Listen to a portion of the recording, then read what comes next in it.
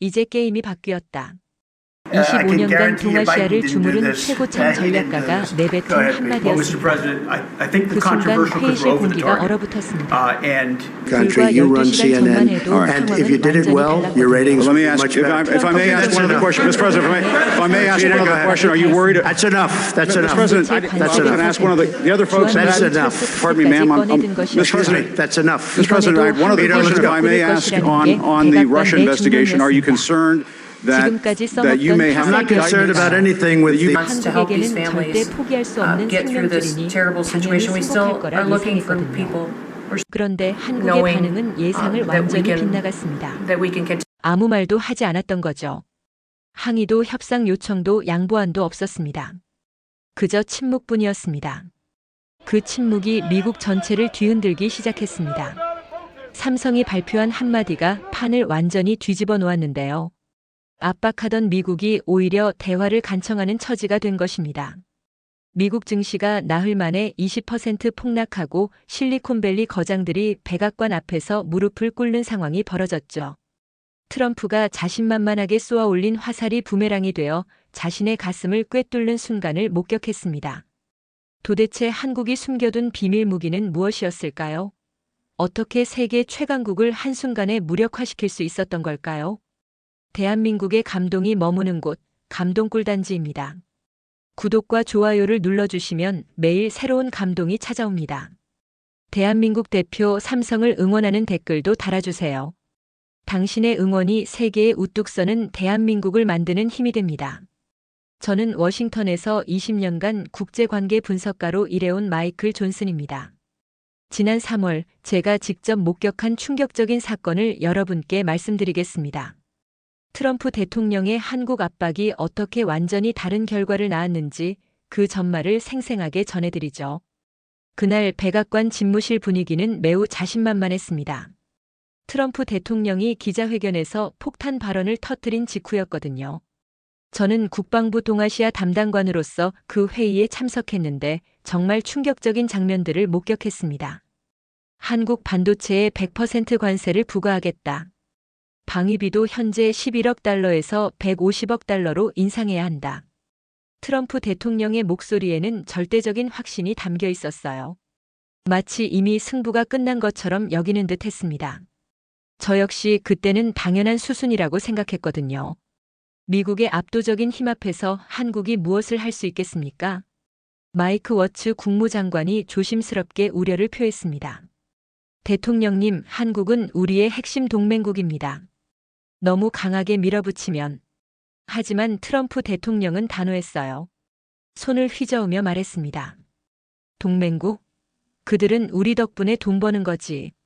삼성, SK 하이닉스가 세계 반도체 시장 60% 차지하면서 방위비는 고작 11억? 말도 안 돼. 제이크 설리번 백악관 비서실장이 거들었습니다. 그의 표정에는 한국을 완전히 얕보는 기색이 역력했어요. 한국은 지금까지 우리 요구에 순응해왔습니다. 이번에도 결국 타협할 겁니다. 그들에게 다른 선택지가 있나요? 로이드 오스틴 국방장관도 자신만만했습니다. 주한미군 28,000명 철수 카드도 있습니다. 그러면 한국은 무조건 굴복할 거예요. 북한과 중국이 바로 옆에 있는데 우리 없이 무엇을 할 수 있겠습니까? 회의실 참석자들이 모두 고개를 끄덕였어요. 저도 마찬가지였습니다. 그 순간 한국이 얼마나 불쌍할지 생각했거든요. 미국의 압도적인 힘 앞에서 어쩔 수 없이 굴복할 수밖에 없을 테니까요. 하지만 제가 얼마나 큰 착각을 하고 있었는지 며칠 후에야 깨닫게 됐죠. 실제로 트럼프 대통령의 발언이 나간 후 한국의 반응은 예상과 달랐습니다. 패닉이나 절망적인 성명 대신에 침묵이 흘렀어요. 이상하게도 한국 정부는 별다른 반응을 보이지 않았습니다. 그저 현황을 분석하고 있다는 차분한 공식 입장만 반복했죠. 저는 그때 뭔가 이상함을 느꼈어요. 보통 이런 압박을 받으면 급하게 협상 테이블로 나와야 하는데 한국의 침묵이 묘하게 불안했습니다. 뉴욕 월스트리트 저널에서는 사설까지 실었습니다. 제목이 한국을 다시 보라였어요.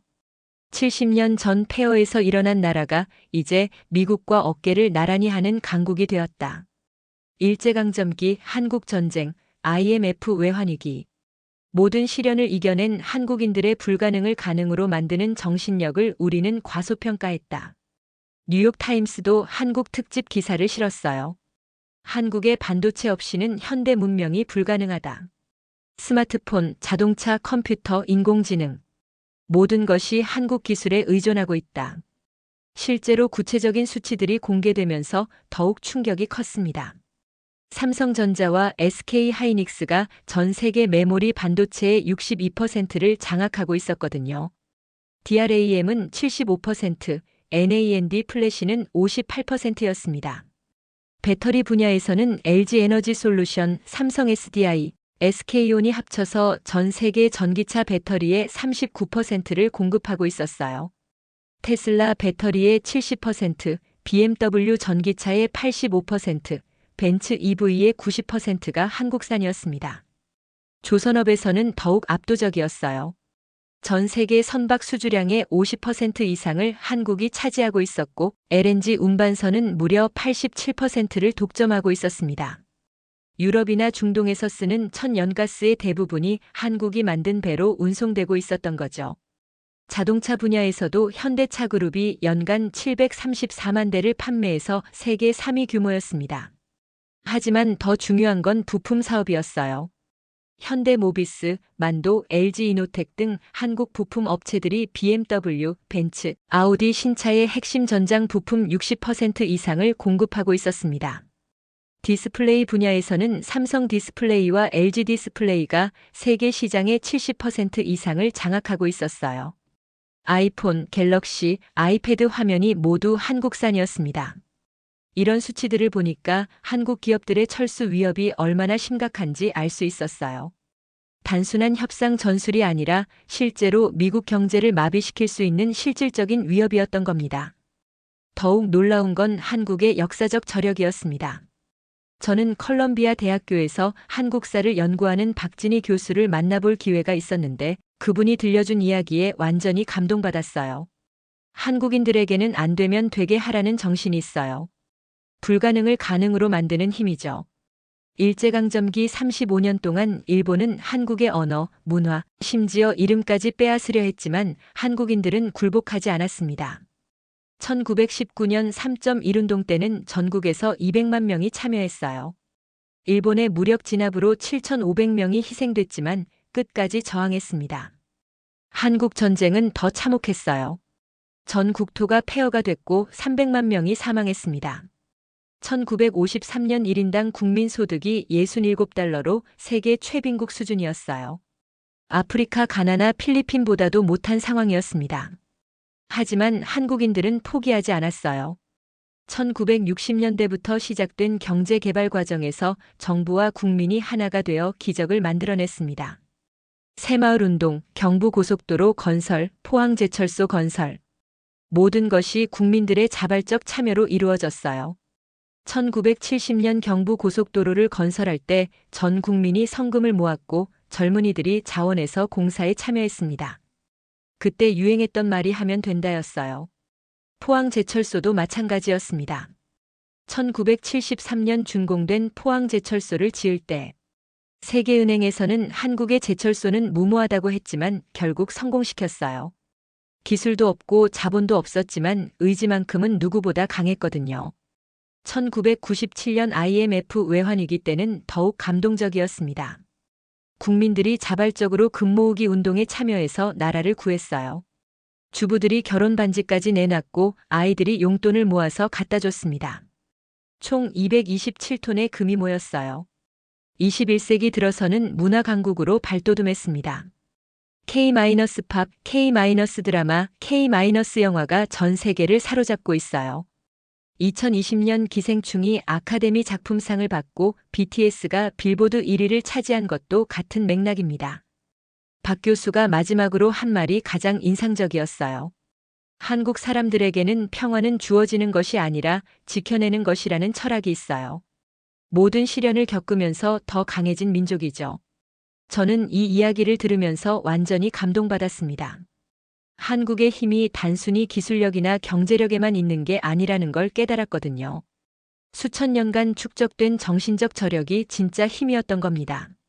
그래서 트럼프의 압박에도 전혀 굴복하지 않았던 거예요. 이들에게는 어떤 시련이 와도 이겨낼 수 있다는 확신이 있었던 겁니다. 결국 트럼프 대통령은 정책을 번복할 수밖에 없었습니다. 일주일 만에 완전히 다른 입장을 발표했어요. 한국은 우리의 소중한 동맹국이다. 관세 정책을 재검토하겠다. 사실상 백기를 든 거였어요. 백악관 내부는 완전히 혼란 상태였습니다. 그 후 상황은 급속히 반전됐어요.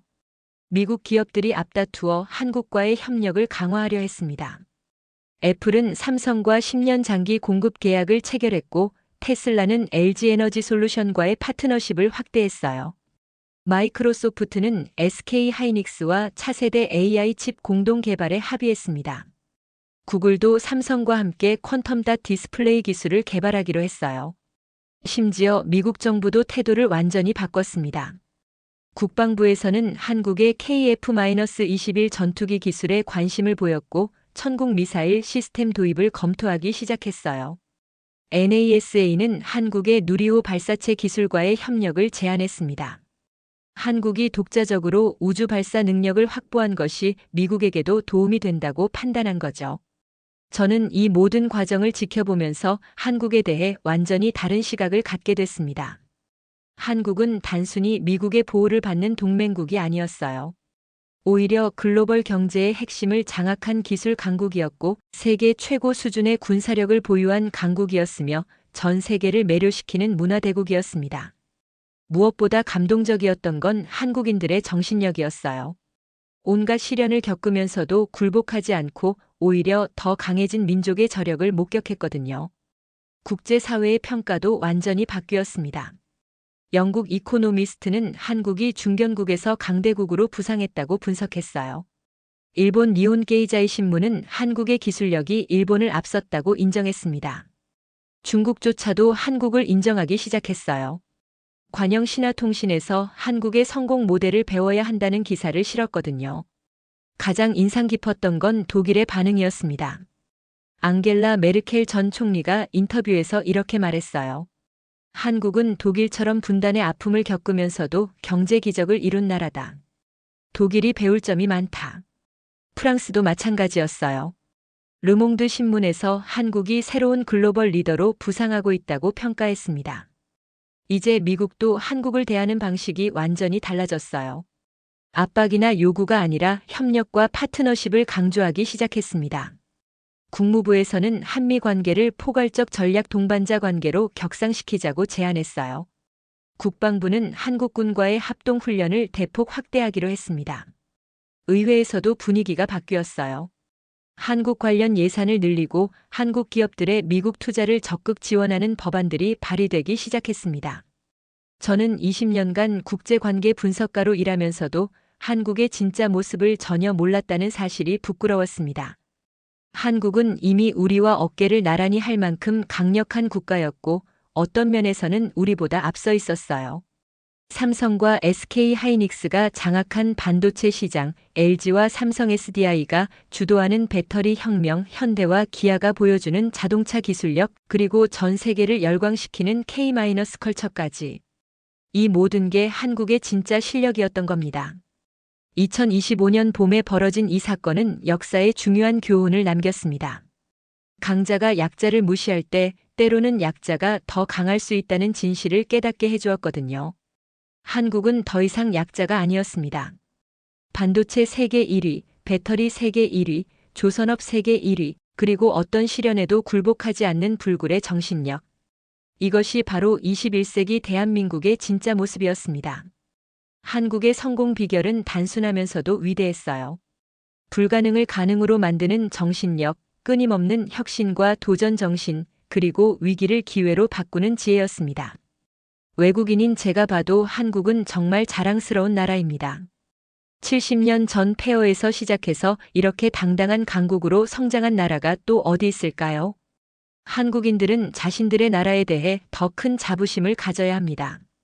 세계가 먼저 인정하는 진정한 강대국이니까요. 경제력으로는 글로벌 공급망의 핵심을 장악했고 군사력으로는 세계 최고 수준에 도달했으며 문화력으로는 전 세계인들의 마음을 사로잡았습니다. 무엇보다 한국인들의 정신력은 세계 어느 민족과 비교해도 뒤지지 않습니다. 아니, 오히려 앞서 있어요. 그래서 한국이 이렇게 위대한 나라가 될 수 있었던 겁니다. 이제 한국은 당당하게 세계 무대에서 자신의 목소리를 낼 수 있는 나라가 되었습니다. 더 이상 누구의 눈치를 보거나 허락을 구할 필요가 없어요. 스스로 길을 개척하고 세계를 이끌어갈 수 있는 진정한 강대국이 된 거니까요. 저널에서는 사설까지 실었습니다. 제목이 한국을 다시 보라였어요. 70년 전 폐허에서 일어난 나라가 이제 미국과 어깨를 나란히 하는 강국이 되었다. 일제강점기, 한국전쟁, IMF 외환위기.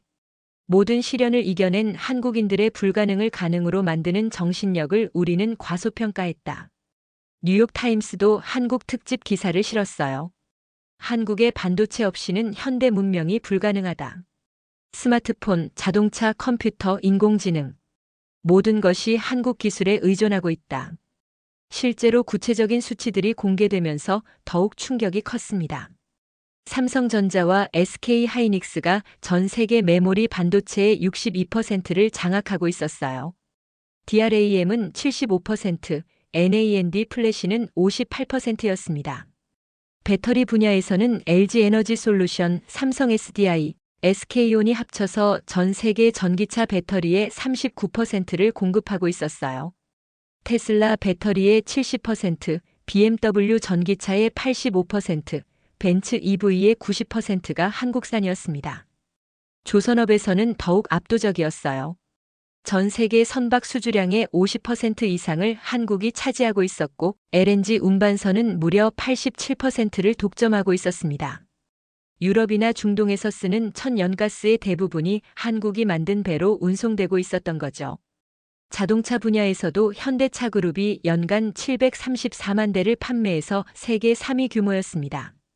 하지만 더 중요한 건 부품 사업이었어요. 현대모비스, 만도, LG이노텍 등 한국 부품 업체들이 BMW, 벤츠, 아우디 신차의 핵심 전장 부품 60% 이상을 공급하고 있었습니다. 디스플레이 분야에서는 삼성 디스플레이와 LG 디스플레이가 세계 시장의 70% 이상을 장악하고 있었어요. 아이폰, 갤럭시, 아이패드 화면이 모두 한국산이었습니다. 이런 수치들을 보니까 한국 기업들의 철수 위협이 얼마나 심각한지 알 수 있었어요. 단순한 협상 전술이 아니라 실제로 미국 경제를 마비시킬 수 있는 실질적인 위협이었던 겁니다. 더욱 놀라운 건 한국의 역사적 저력이었습니다. 저는 한국사를 전문적으로 연구하는 컬럼비아 대학교 박진희 교수를 만나볼 기회가 있었는데 그 이야기를 듣고 완전히 감동받았어요. 한국인들에게는 안 되면 되게 하라는 정신이 있어요. 불가능을 가능으로 만드는 힘이죠. 박 교수가 들려준 한국의 역사는 정말 감동적이었습니다. 일제강점기 35년 동안 일본은 한국의 언어, 문화, 심지어 이름까지 빼앗으려 했지만 한국인들은 굴복하지 않았어요. 1919년 3.1운동 때는 전국에서 100만 명이 거리로 나왔습니다. 일본의 무력 진압으로 700명이 희생되고 수천 명이 다쳤지만 끝까지 저항했어요. 한국 전쟁 때는 더 참혹했습니다. 전 국토가 폐허가 됐고 300만 명이 사망했어요. 1953년 1인당 국민소득이 67달러로 세계 최빈국 수준이었습니다. 아프리카 가나나 필리핀보다도 못한 상황이었어요. 하지만 한국인들은 포기하지 않았습니다. 1960년대부터 시작된 경제개발 과정에서 정부와 국민이 하나가 되어 기적을 만들어냈어요. 새마을운동, 경부고속도로 건설, 포항제철소 건설. 모든 것이 국민들의 자발적 참여로 이루어졌습니다. 1970년대 경부고속도로를 건설할 때 전 국민이 성금을 모았고 젊은이들이 자원해서 공사에 참여했어요. 그때 유행했던 말이 하면 된다였습니다. 포항제철소도 마찬가지였어요. 1973년 준공된 포항제철소를 지을 때 세계은행에서는 한국의 제철소는 무모하다고 했지만 결국 성공시켰습니다. 기술도 없고 자본도 없었지만 의지만큼은 누구보다 강했거든요. 1997년 IMF 외환위기 때는 더욱 감동적이었어요. 국민들이 자발적으로 금모으기 운동에 참여해서 나라를 구했습니다. 주부들이 결혼 반지까지 내놨고 아이들이 용돈을 모아서 갖다 줬어요. 총 227톤의 금이 모였습니다. 21세기 들어서는 문화 강국으로 발돋움했어요. K-팝, K-드라마, K-영화가 전 세계를 사로잡고 있습니다. 2020년 기생충이 아카데미 작품상을 받고 BTS가 빌보드 1위를 차지한 것도 같은 맥락이에요. 박 교수가 마지막으로 한 말이 가장 인상적이었습니다. 한국 사람들에게는 평화는 주어지는 것이 아니라 지켜내는 것이라는 철학이 있어요. 모든 시련을 겪으면서 더 강해진 민족이죠. 저는 이 이야기를 들으면서 완전히 감동받았어요. 한국의 힘이 단순히 기술력이나 경제력에만 있는 게 아니라는 걸 깨달았거든요. 수천 년간 축적된 정신적 저력이 진짜 힘이었던 겁니다. 그래서 트럼프의 압박에도 전혀 굴복하지 않았던 거예요. 이들에게는 어떤 시련이 와도 이겨낼 수 있다는 확신이 있었던 겁니다. 결국 트럼프 대통령은 정책을 번복할 수밖에 없었습니다. 일주일 만에 완전히 다른 입장을 발표했어요. 한국은 우리의 소중한 동맹국이다. 관세 정책을 재검토하겠다. 사실상 백기를 든 거였어요. 백악관 내부는 완전히 혼란 상태였습니다. 그 후 상황은 급속히 반전됐어요. 미국 기업들이 앞다투어 한국과의 협력을 강화하려 했습니다. 애플은 삼성과 10년 장기 공급 계약을 체결했고 테슬라는 LG 에너지 솔루션과의 파트너십을 확대했어요. 마이크로소프트는 SK 하이닉스와 차세대 AI 칩 공동 개발에 합의했습니다. 구글도 삼성과 함께 퀀텀 닷 디스플레이 기술을 개발하기로 했어요. 심지어 미국 정부도 태도를 완전히 바꿨습니다. 국방부에서는 한국의 KF-21 전투기 기술에 관심을 보였고 천국 미사일 시스템 도입을 검토하기 시작했어요. NASA는 한국의 누리호 발사체 기술과의 협력을 제안했습니다. 한국이 독자적으로 우주 발사 능력을 확보한 것이 미국에게도 도움이 된다고 판단한 거죠. 저는 이 모든 과정을 지켜보면서 한국에 대해 완전히 다른 시각을 갖게 됐습니다. 한국은 단순히 미국의 보호를 받는 동맹국이 아니었어요. 오히려 글로벌 경제의 핵심을 장악한 기술 강국이었고 세계 최고 수준의 군사력을 보유한 강국이었으며 전 세계를 매료시키는 문화 대국이었습니다. 무엇보다 감동적이었던 건 한국인들의 정신력이었어요.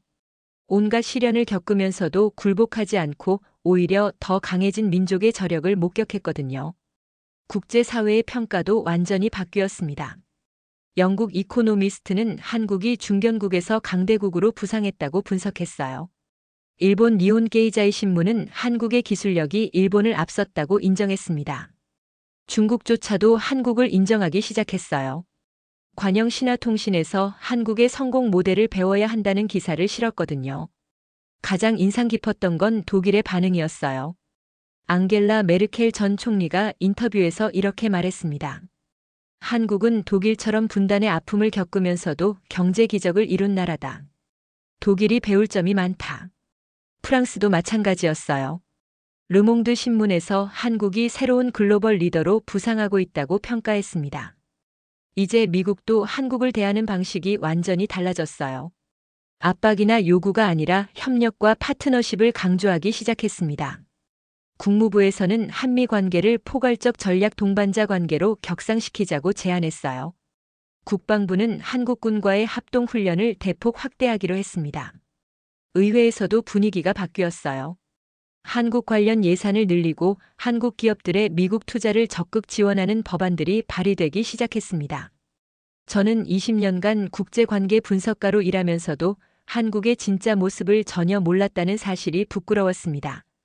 한국은 이미 우리와 어깨를 나란히 할 만큼 강력한 국가였고 어떤 면에서는 우리보다 앞서 있었어요. 삼성과 SK 하이닉스가 장악한 반도체 시장, LG와 삼성 SDI가 주도하는 배터리 혁명, 현대와 기아가 보여주는 자동차 기술력, 그리고 전 세계를 열광시키는 K-컬처까지. 이 모든 게 한국의 진짜 실력이었던 겁니다. 2025년 봄에 벌어진 이 사건은 역사에 중요한 교훈을 남겼습니다. 강자가 약자를 무시할 때 때로는 약자가 더 강할 수 있다는 진실을 깨닫게 해주었거든요. 한국은 더 이상 약자가 아니었습니다. 반도체 세계 1위, 배터리 세계 1위, 조선업 세계 1위, 그리고 어떤 시련에도 굴복하지 않는 불굴의 정신력. 이것이 바로 21세기 대한민국의 진짜 모습이었습니다. 한국의 성공 비결은 단순하면서도 위대했어요. 불가능을 가능으로 만드는 정신력, 끊임없는 혁신과 도전 정신, 그리고 위기를 기회로 바꾸는 지혜였습니다. 외국인인 제가 봐도 한국은 정말 자랑스러운 나라입니다. 70년 전 폐허에서 시작해서 이렇게 당당한 강국으로 성장한 나라가 또 어디 있을까요? 한국인들은 자신들의 나라에 대해 더 큰 자부심을 가져야 합니다. 세계가 먼저 인정하는 진정한 강대국이니까요. 경제력으로는 글로벌 공급망의 핵심을 장악했고, 군사력으로는 세계 최고 수준에 도달했으며, 문화력으로는 전 세계인들의 마음을 사로잡았습니다. 무엇보다 한국인들의 정신력은 세계 어느 민족과 비교해도 뒤지지 않습니다. 아니, 오히려 앞서 있어요. 그래서 한국이 이렇게 위대한 나라가 될 수 있었던 겁니다. 이제 한국은 당당하게 세계 무대에서 자신의 목소리를 낼 수 있는 나라가 되었습니다. 더 이상 누구의 눈치를 보거나 허락을 구할 필요가 없어요. 스스로 길을 개척하고 세계를 이끌어갈 수 있는 진정한 강대국이 된 거니까요. 에서는 벌써 비상등이 켜졌습니다. 골드만삭스 본사에서 열린 긴급회의에 저도 참관했는데 분위기가 심상치 않았어요. 화려한 회의실 안은 긴장감으로 가득했습니다. 데이비드 솔로몬 CEO가 심각한 표정으로 말했습니다. 평소 여유로운 모습과는 전혀 달랐어요. 여러분, 한국 제재가 실행되면 우리 포트폴리오의 치명타입니다. 이건 장난이 아니에요. JP모건 대표가 거들었습니다. 그의 목소리에는 절박함이 묻어났어요. 애플 주가가 30% 폭락할 수 있어요. 아이폰 핵심 부품의 40%가 한국산인데 대체 공급망을 찾는 데만 최소 2년은 걸릴 겁니다. 테슬라 투자 담당 부사장의 말이 더 충격적이었습니다. 배터리 공급망이 완전히 마비됩니다. LG에너지솔루션, 삼성 SDI 없이는 전기차 생산 자체가 불가능해요. 특히 테슬라 배터리의 70%가 한국산입니다. 마이크로소프트 CFO도 패닉 상태였어요. 클라우드 서비스용 메모리 반도체가 전량 한국산입니다. 특히 AI 서비스의 필수적인 HBM 메모리는 SK 하이닉스가 사실상 독점하고 있어요. 서비스 중단 사태가 올 수 있습니다. 아마존 관계자도 끼어들었습니다. AWS 데이터 센터 서버의 80%가 삼성 메모리를 쓰고 있어요. 이게 끊기면 아마존 전체가 마비됩니다. 구글 대표도 비슷한 우려를 표했어요. 유튜브, 검색 엔진 모든 서비스가 한국 반도체에 의존하고 있습니다. 대안이 없어요. 하지만 백악관은 이런 경고들을 과장된 우려라며 일축했습니다. 저 역시 그때는 기업들이 너무 과민 반응하는 것 아닌가 생각했어요. 한국이 미국에 맞서다니 상상도 할 수 없었거든요.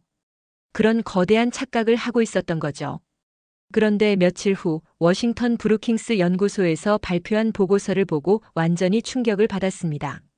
수잔 셜크 연구원이 발표한 내용은 제 상식을 완전히 뒤바꿔 놓았어요. 저는 그 보고서를 읽으면서 손이 떨렸습니다. 주한미군 철수 시 미국의 전략적 손실을 분석했습니다.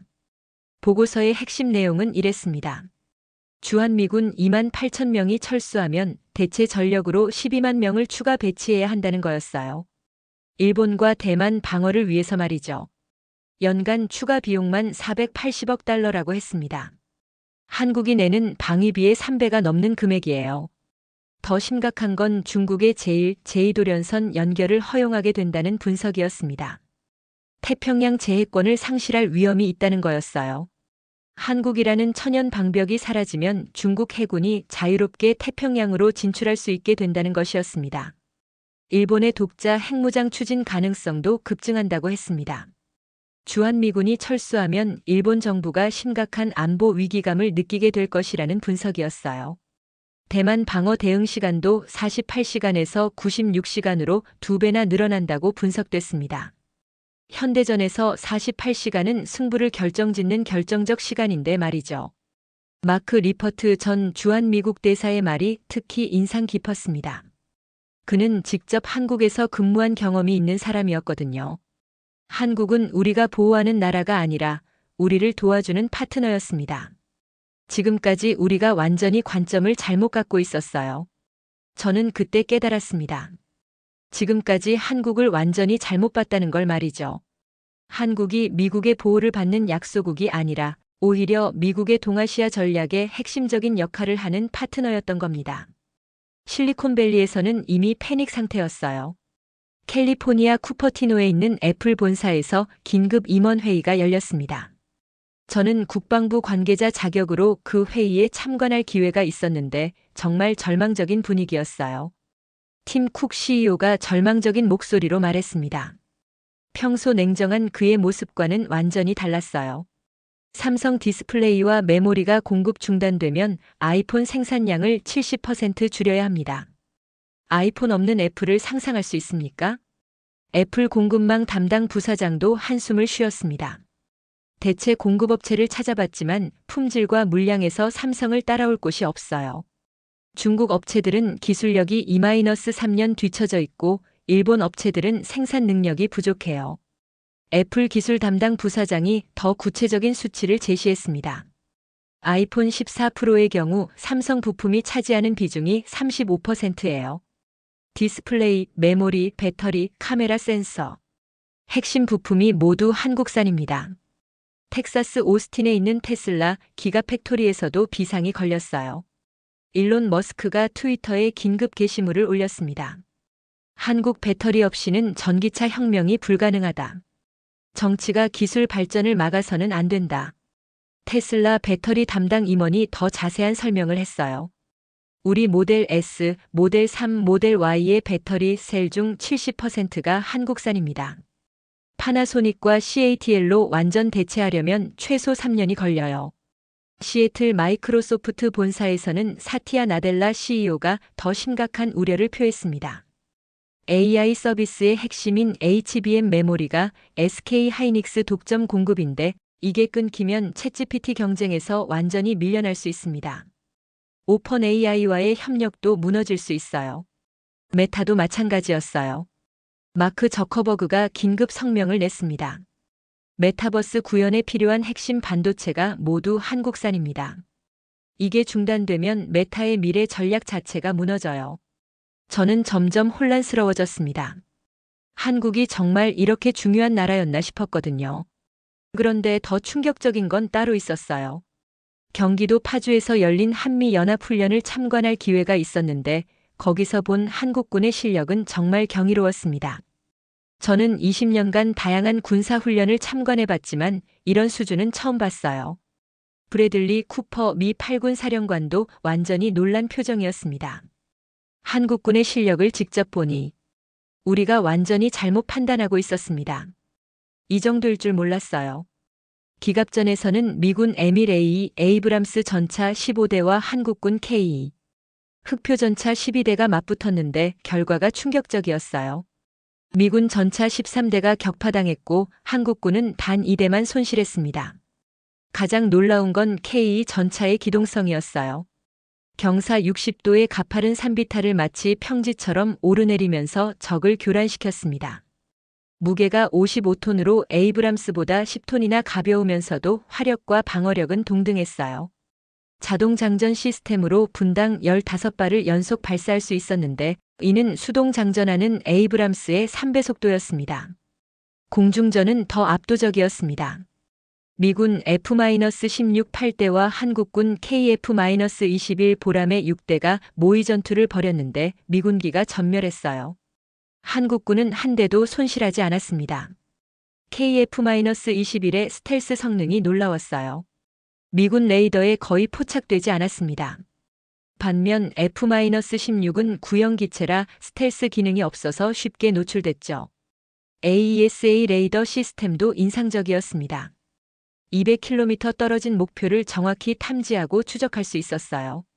미사일 방어 시험에서는 천국 미사일이 95% 요격률을 기록했습니다. 패트리어트와 동급 성능인데 가격은 3분의 1 수준이라고 했어요. 박민식 합참의장이 자신있게 말했습니다. 장군님, 우리는 70년간 실전을 준비해왔습니다. 6.25 전쟁, 베트남 전쟁, 이라크, 아프가니스탄까지 실전 경험을 쌓았어요. 평화를 누려온 다른 나라들과는 차원이 다르죠. 특수전 훈련도 인상 깊었습니다. 한국의 특수부대원들이 보여준 야간작전 능력은 정말 경이로웠어요.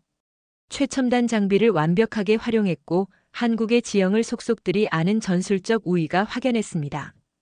가장 놀라운 건 한국군의 종합적 전술이었어요. 단순히 무기 성능만이 아니라 지형과 날씨, 민간 인프라까지 모든 요소를 전략적으로 활용했습니다. 오지 통신망, GPS 위성, 아리랑 정찰 위성 등이 모두 작전에 통합됐어요. 저는 그제야 깨달았습니다. 한국군이 이렇게 강력한 줄 몰랐다는 걸 말이죠. 무기 자급률이 70%를 넘는다는 것도 놀라웠습니다. K 전차 KF-21 전투기, 천궁 미사일, 한국형 이지스함, 누리호 우주 발사체까지 모든 게 한국이 독자 개발한 무기들이었어요. 국제사회의 반응도 예상과 달랐습니다. 독일 베를린에서 열린 G7 정상회의에서 올라프 숄츠 독일 총리가 공개적으로 한국을 지지했어요. 한국은 이미 기술 강국이자 민주주의 모범 국가입니다. 일방적 압박은 옳지 않아요. 독일은 한국과의 협력을 더욱 강화하겠습니다.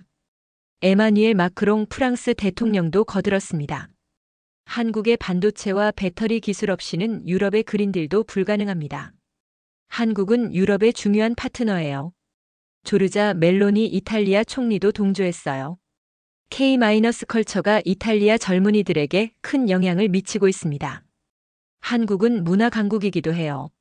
싱가포르에서 열린 아세안 정상회의에서도 분위기는 마찬가지였습니다. 조코 위도도 인도네시아 대통령이 말했어요. 한국을 아시아의 새로운 리더로 인정합니다. 인도네시아는 한국과 함께 성장하고 싶어요. 리 셴룽 싱가포르 총리도 동조했습니다. K- 콘텐츠부터 첨단 기술까지 한국은 아시아의 자부심입니다. 싱가포르는 한국의 든든한 파트너가 되겠습니다. 페르디난드 마르코스 필리핀 대통령도 한국 지지를 표명했어요. 한국의 발전상은 필리핀이 배워야 할 모델입니다. 저는 완전히 당황했어요. 미국이 한국을 압박했는데 오히려 국제사회가 한국을 지지하는 분위기였거든요. 이런 상황은 전혀 예상하지 못했습니다. 유럽 언론들도 한국에 주목하기 시작했어요. 영국 파이낸셜 타임스는 한국의 기술 혁신 특집을 연재했습니다. 독일 슈피겔지는 한국을 커버 스토리로 다뤘어요. 프랑스 르몽드도 한국의 성공 모델을 분석하는 기사를 실었습니다. 그런데 정말 충격적인 일이 벌어졌습니다. 이재명 한국 대통령이 국회에서 시정연설을 했는데 그 내용이 정말 담대했어요. 저는 TV로 그 연설을 지켜봤는데 소름이 돋을 정도였습니다. 미국이 일방적 압박을 계속한다면 우리도 대응할 수밖에 없습니다. 주한미군이 우리를 지켜주는 게 아니라 우리가 미국의 동아시아 전략을 도와주고 있다는 것을 보여드리겠습니다. 이재명 대통령의 목소리는 흔들림이 없었어요. 확신에 차 있었습니다. 대한민국은 더 이상 누구의 시해를 받는 나라가 아닙니다. 우리에게는 세계 최고의 기술력과 70년간 축적된 불굴의 정신력이 있습니다. 이 발언을 듣고 저는 정말 소름이 돋았어요. 한국 대통령이 미국에 이렇게 당당하게 맞선다니 상상도 못했거든요. 더 놀라운 건 이재용 삼성전자 회장의 긴급 기자회견이었습니다.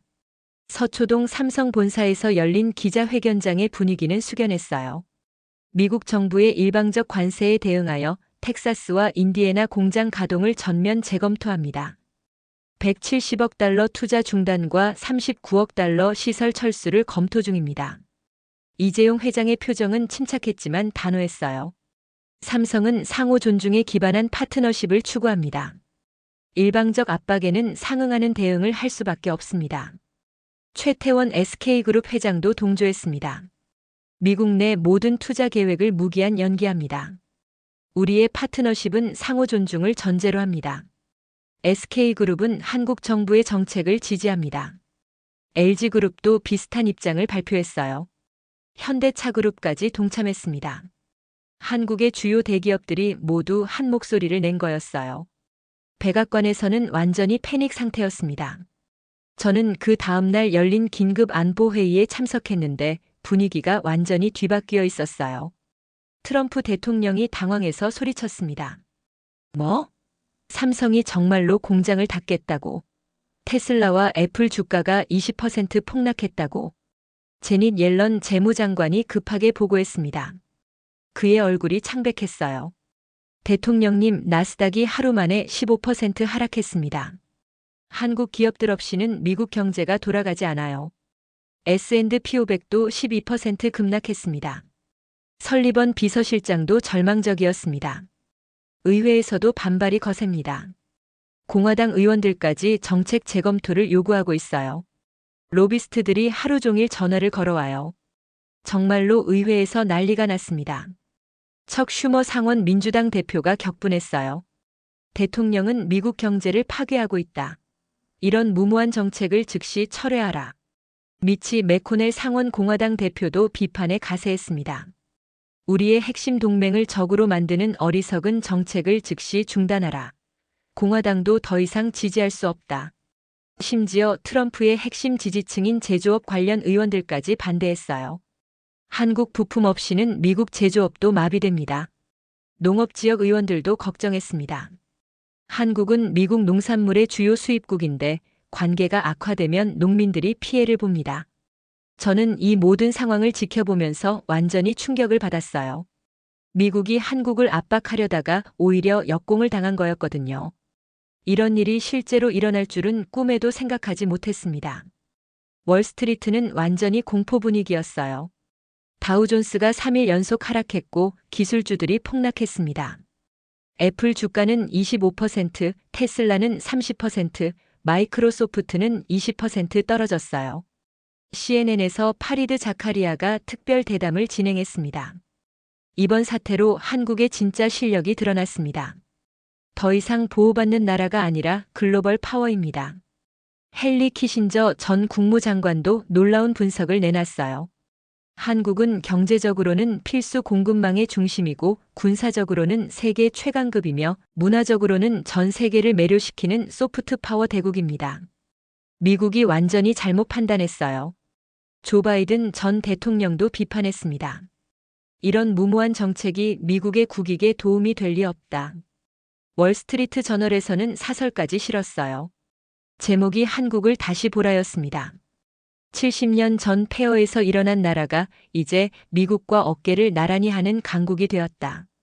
일제강점기, 한국전쟁, IMF 외환위기 모든 시련을 이겨낸 한국인들의 불가능을 가능으로 만드는 정신력을 우리는 과소평가했다.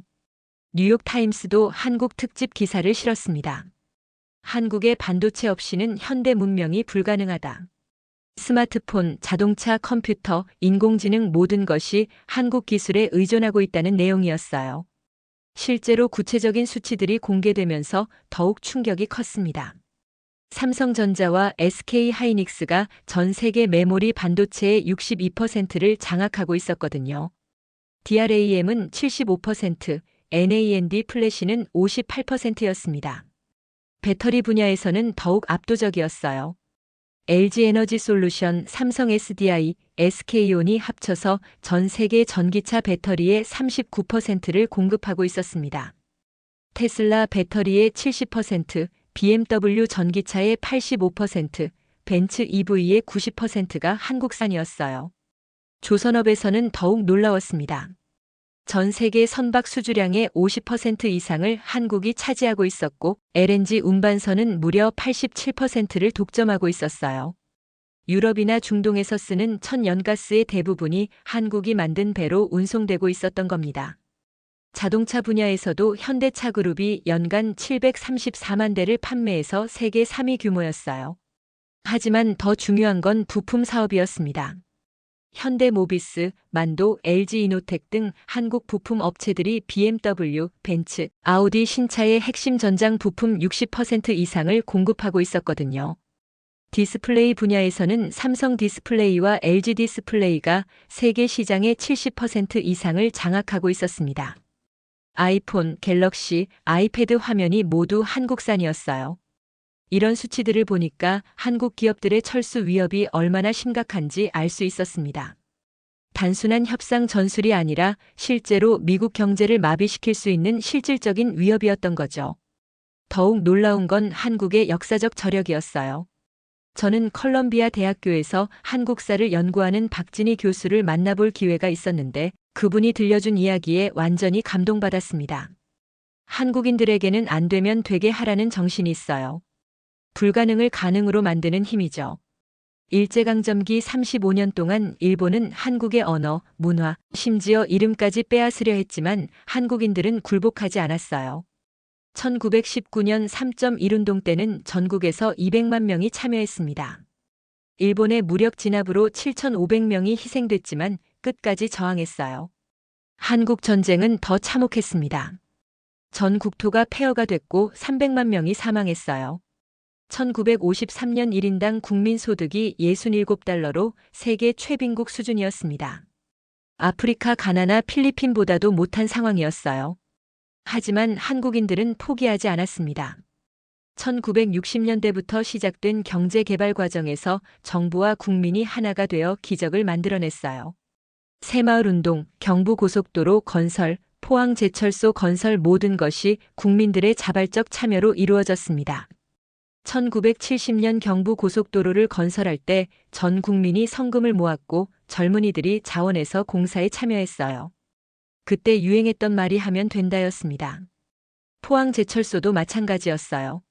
1973년 준공된 포항제철소를 지을 때 세계은행에서는 한국의 제철소는 무모하다고 했지만 결국 성공시켰습니다.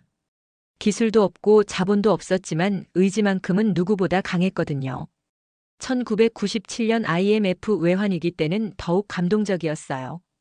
국민들이 자발적으로 금모으기 운동에 참여해서 나라를 구했습니다. 주부들이 결혼 반지까지 내놨고 아이들이 용돈을 모아서 갖다 줬어요. 총 227톤의 금이 모였습니다. 21세기 들어서는 문화 강국으로 발돋움했어요. K-팝, K-드라마, K-영화가 전 세계를 사로잡고 있습니다. 2020년 기생충이 아카데미 작품상을 받고 BTS가 빌보드 1위를 차지한 것도 같은 맥락이에요. 박 교수가 마지막으로 한 말이 가장 인상적이었습니다. 한국 사람들에게는 평화는 주어지는 것이 아니라 지켜내는 것이라는 철학이 있어요. 모든 시련을 겪으면서 더 강해진 민족이죠. 저는 이 이야기를 들으면서 완전히 감동받았어요. 한국의 힘이 단순히 기술력이나 경제력에만 있는 게 아니라는 걸 깨달았거든요. 수천 년간 축적된 정신적 저력이 진짜 힘이었던 겁니다. 그래서 트럼프의 압박에도 전혀 굴복하지 않았던 거예요. 이들에게는 어떤 시련이 와도 이겨낼 수 있다는 확신이 있었던 겁니다. 결국 트럼프 대통령은 정책을 번복할 수밖에 없었어요. 일주일 만에 완전히 다른 입장을 발표했습니다. 한국은 우리의 소중한 동맹국이다. 관세 정책을 재검토하겠다. 사실상 백기를 든 거였어요. 백악관 내부는 완전히 혼란 상태였습니다. 그 후 상황은 급속히 반전됐어요. 미국 기업들이 앞다투어 한국과의 협력을 강화하려 했습니다. 애플은 삼성과 10년 장기 공급 계약을 체결했고 테슬라는 LG에너지솔루션과의 파트너십을 확대했어요. 마이크로소프트는 SK 하이닉스와 차세대 AI 칩 공동 개발에 합의했습니다. 구글도 삼성과 함께 퀀텀.닷 디스플레이 기술을 개발하기로 했어요. 심지어 미국 정부도 태도를 완전히 바꿨어요. 국방부에서는 한국의 KF-21 전투기 기술에 관심을 보였고 천궁 미사일 시스템 도입을 검토하기 시작했습니다. NASA는 한국의 누리호 발사체 기술과의 협력을 제안했어요. 한국이 독자적으로 우주 발사 능력을 확보한 것이 미국에게도 도움이 된다고 판단한 거죠. 저는 이 모든 과정을 지켜보면서 한국에 대해 완전히 다른 시각을 갖게 됐습니다. 한국은 단순히 미국의 보호를 받는 동맹국이 아니었어요. 오히려 글로벌 경제의 핵심을 장악한 기술 강국이었고 세계 최고 수준의 군사력을 보유한 강국이었으며 전 세계를 매료시키는 문화대국이었습니다. 무엇보다 감동적이었던 건 한국인들의 정신력이었어요. 온갖 시련을 겪으면서도 굴복하지 않고 오히려 더 강해진 민족의 저력을 목격했거든요. 국제사회의 평가도 완전히 바뀌었습니다. 영국 이코노미스트는 한국이 중견국에서 강대국으로 부상했다고 분석했어요. 일본 니혼 게이자이 신문은 한국의 기술력이 일본을 앞섰다고 인정했습니다. 중국조차도 한국을 인정하기 시작했어요. 관영 신화통신에서 한국의 성공 모델을 배워야 한다는 기사를 실었거든요. 가장 인상 깊었던 건 독일의 반응이었습니다. 앙겔라 메르켈 전 총리가 인터뷰에서 이렇게 말했어요. 한국은 독일처럼 분단의 아픔을 겪으면서도 경제 기적을 이룬 나라다. 독일이 배울 점이 많다. 프랑스도 마찬가지였어요. 르몽드 신문에서 한국이 새로운 글로벌 리더로 부상하고 있다고 평가했습니다. 이제 미국도 한국을 대하는 방식이 완전히 달라졌어요. 압박이나 요구가 아니라 협력과 파트너십을 강조하기 시작했습니다.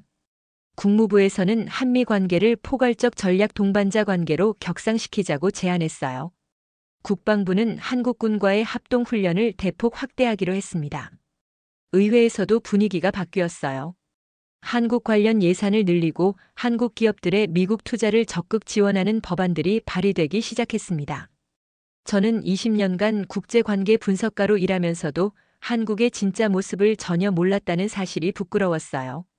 한국은 이미 우리와 어깨를 나란히 할 만큼 강력한 국가였고 어떤 면에서는 우리보다 앞서 있었습니다.